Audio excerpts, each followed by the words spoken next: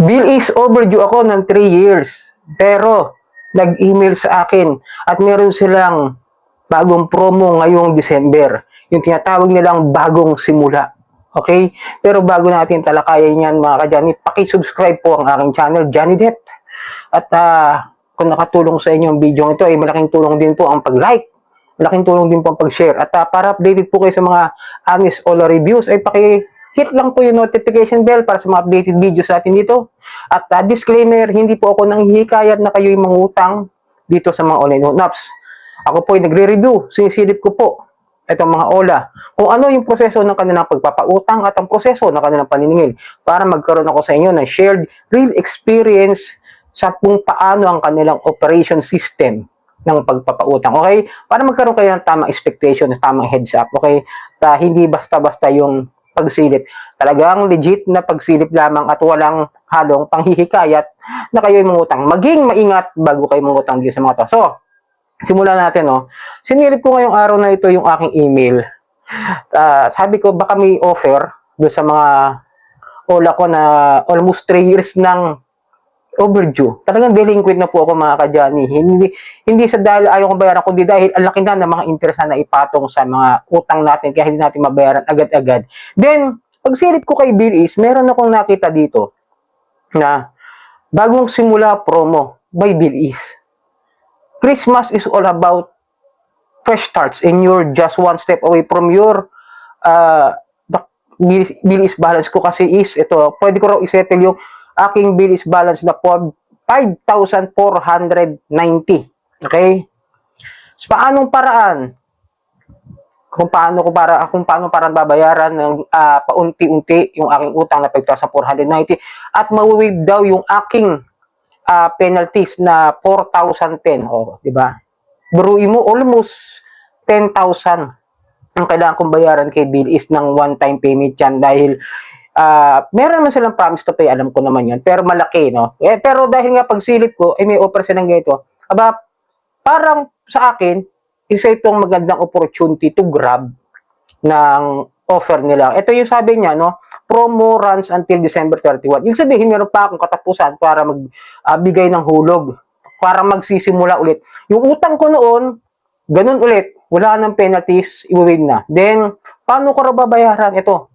Number 1, click the button below or visit our secure page for bagong simula promo and enter your offer code. Takpan ko lang po yung code ko. Tapos number 2, repay part of your outstanding installment before December 31 and we will waive the rest. Ibig sabihin, kung magkano yung hulog ko noon, nung naalala ko is nasa kulang-kulang 1,000 per 15 days, if I remember it correctly, simulan ko raw hulugan sa katapusan. At ma-waive na yung 4,010, di ba? Ang laking ginhawa kahit paano talaga yung ganitong klase ng offer ng bill is. Imbis na bayaran ko ng buo ng 10,000, o kaya mag-installment ako, promise to pay 10,000, almost 10,000, di ba? Malaking bagay po yung mga ganito. Ito yung sinasabi ko sa inyo mga ka-Johnny, na kapag mga legit na mga lending companies sa mga online lending apps, ay nagbibigay naman yan ng payment option na panibago. Tulad ng installment pa. Para nagsimula lang ako, di ba? At hindi na ako aasa na makakautang sa kanila. Real talk lang, no?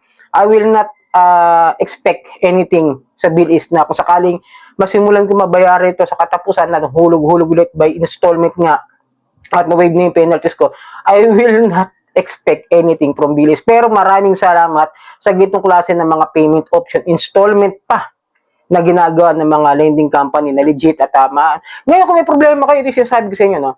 Tingin ko lang nagiging problema ngayon ng mga nagre-reklamo, mga may may mga complain about sa bilis daw, nagiging parang loan shark.